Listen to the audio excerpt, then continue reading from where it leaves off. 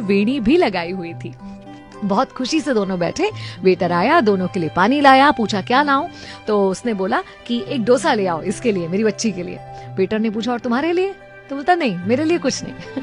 और बड़े प्यार से दोनों बैठे थे। पिता अपनी बेटी को खुश देखकर बहुत खुश हो रहा था और ये पास में बैठे शर्मा जी ये सब कुछ देख रहे थे।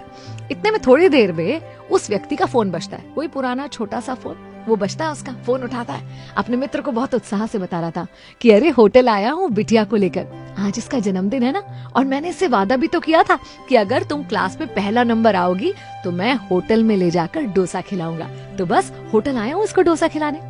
फिर एक छोटा सा पॉज लेता है और दोस्त से कहता है, हम दोनों? नहीं नहीं, हम दोनों कैसे डोसा खा सकते हैं, हमारे पास कहाँ इतने पैसे, मेरे लिए तो घर पर दाल चावल बना हुआ है, मैं जाकर वही खाऊंगा, बिटिया को यहाँ पर लेकर आया हूँ।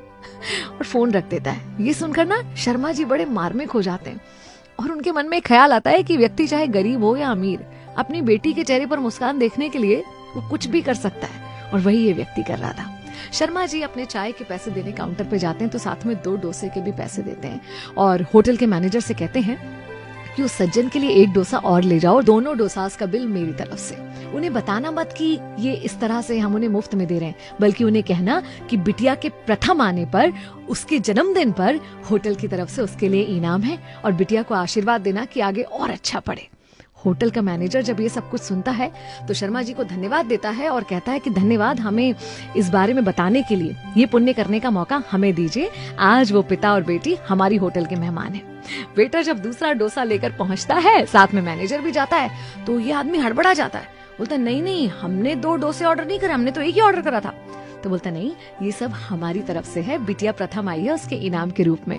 तो ये बहुत खुश होता है, बेटी से कहता है देखो अच्छा पढ़ोगी तो कितना कुछ मिलता है। फिर कहता है कि क्या तुम इसे बांध कर दे सकते हो, घर ले जाकर अपनी बीवी के साथ मिलकर हम आधा आधा खाएंगे।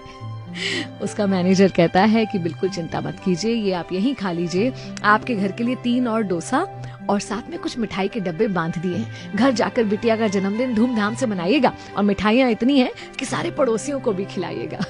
ये सब कुछ शर्मा जी बाहर खड़े होकर देख रहे थे और बहुत प्रसन्न हो रहे थे कि क्योंकि उनके मन में एक अच्छा विचार आया, किसी का भला करने की सोच आई, और उसका परिणाम देखिए, सामने वाले ने उनकी सोच से भी ज्यादा कर दिया। अगर हम बोलते हैं ना कि आसपास अच्छाई खत्म हो रही है, तो कहीं ना कहीं इस अच्छी सोच का बीज है जो खत्म हो रहा है। क्यों ना ये बीज हम अपने अंदर ही पैदा करें और उसकी फसल आसपास लहलहाती हुई देखें। मैं भी नहीं आपके साथ, चलो आज कुछ अच्छा सुनते हैं।